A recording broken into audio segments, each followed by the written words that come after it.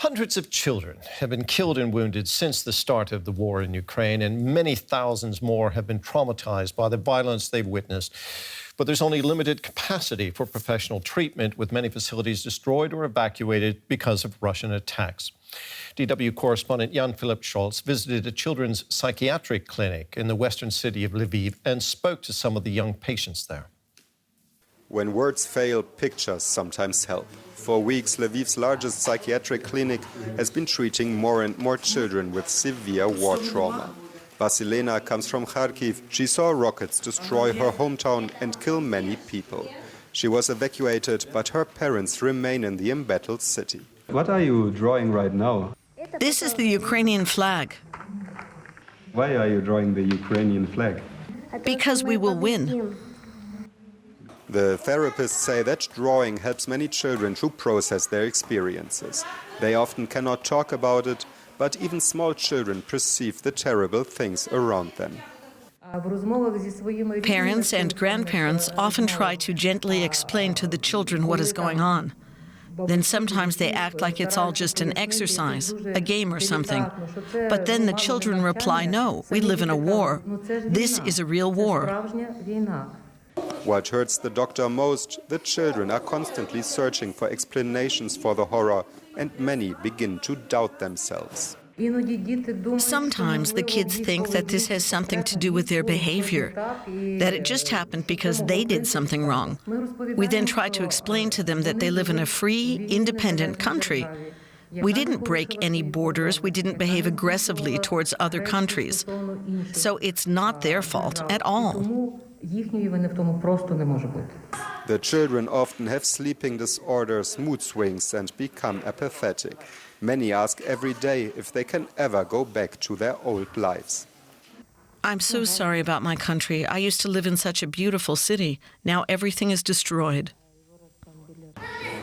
Oksana's team tries to reach out to the children with games and music, and they are often amazed about the resilience of the young patients.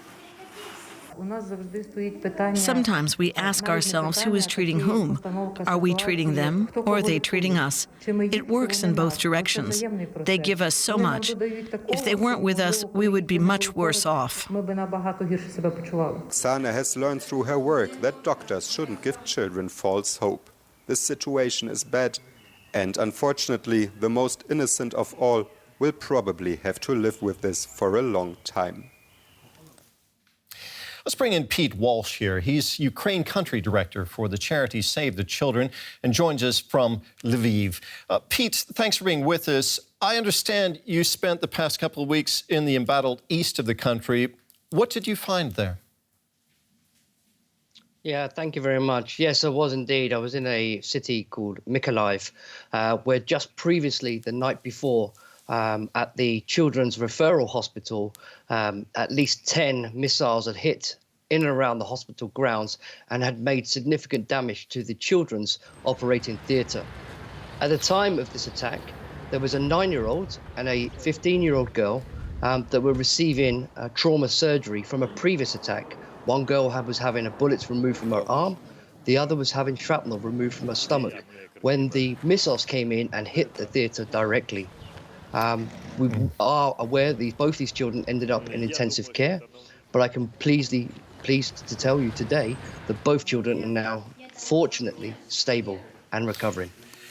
Yeah, this sounds truly horrific. The war is hard for adults to cope with, Pete. What sort of special challenges do children face in dealing with it? Well, any war is a war against children, because children are the most innocent when it comes to war, and they need, additional support, particularly healthcare. But we've already heard from WHO that 103 health facilities and doctors have been damaged or destroyed, and they also need access to learning to include, to continue with their development. And we've also heard from the Ministry of Education that now 928 schools have been damaged or destroyed. I think you would agree with me, a school should not be a place of fear, injury, or death. It should be a place of learning, a place where children can be protected and develop. Right. Now, some predict that this war could drag on for a long time. What can be done, Pete, to better protect children in Ukraine and prepare them for what's still to come?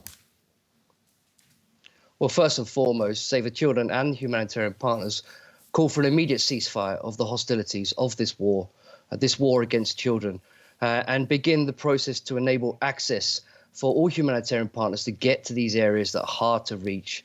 Donetsk, Luhansk, your Mariupol, your Kharkiv, so that we can get this immediate aid that people need now to save their lives, but also to start that early stage of recovery. Much of Ukraine's basic infrastructure, including health and education, is being destroyed, as you mentioned. How is that impacting the ability to provide essential care for children in this situation? This war is having a devastating impact on the country's ability to support children in their essential services that they need, such as healthcare and education. The Ministry of Education has prioritized online learning, but of course, for online learning, children need access to the internet and access to devices to enable that online learning to occur. And that is certainly one area that Save the Children is looking at to respond, to provide that access, but also the device to enable the online learning. Pete, thank you very much. That was Pete Walsh, Country Director for Ukraine for Save the Children.